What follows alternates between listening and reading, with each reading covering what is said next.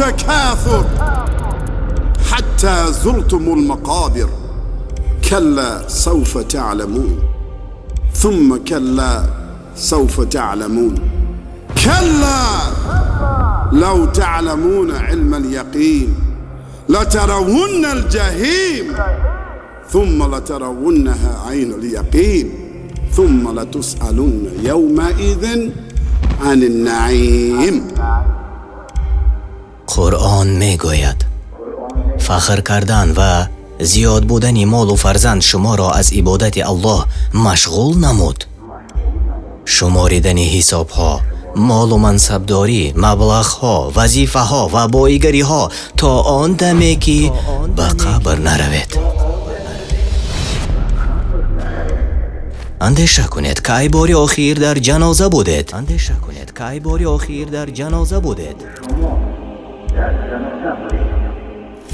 مادری خود را دفن کردید، پدری خود را یا بابای خود را تقا را گر کردید، یا یگان دوست را یا همسر را یا شوهر خود را به خاک سپاریدید.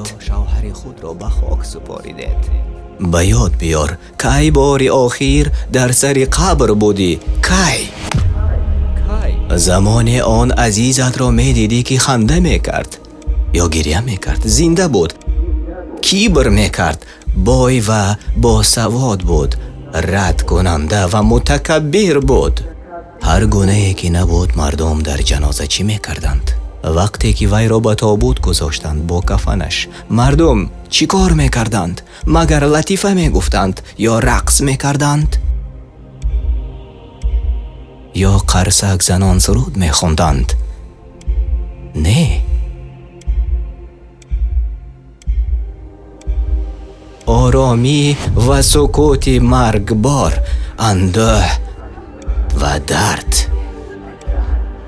برای آن که هر کس که در این مراسم بود با دیدن تابوت مرده را فکر نمی کرد، بلکه اندیشه اولش یک روز نه یک روز در جای وی من می شوم. الله تعالی می گوید زیادی مال و فرزند شما را مشغول ساخت. شما زبان درازی میکنید، کار میکنید تا ثروتمند شوید، خانه ها میخرید، ماشین های و شرکت ها. چی کاری که نمیکنید آن زمانی که به شما آفریدگار را، دین را، حیات را، اخلاق را یادرس میشوند شما وقت ندارید.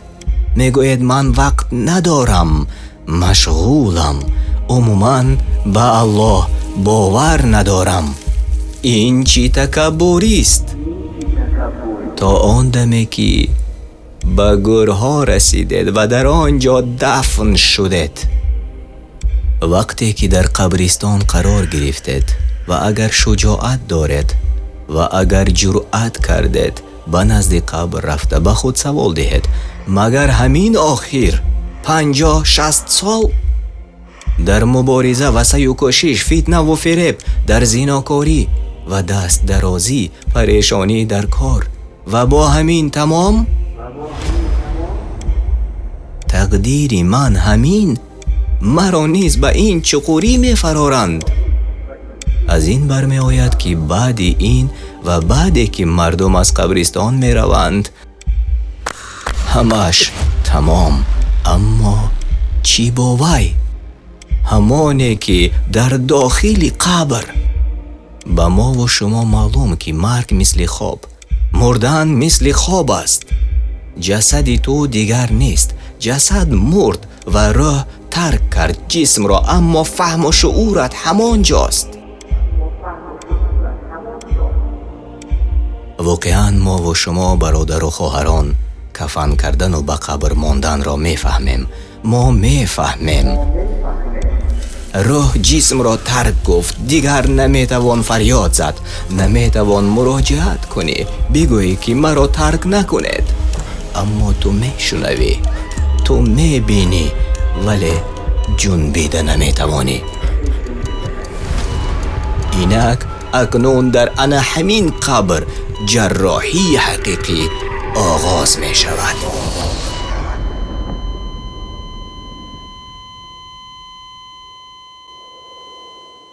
كل نفس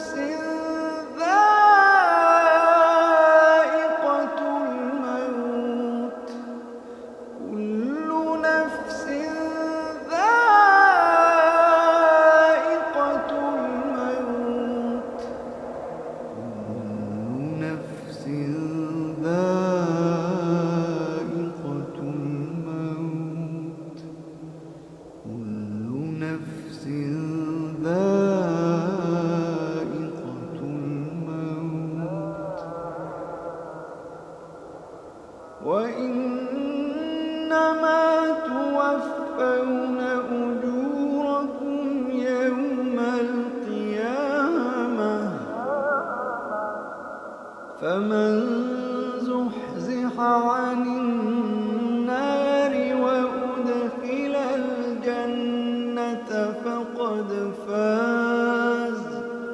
فمن زحزح عن النار وأدخل الجنة فقد فاز.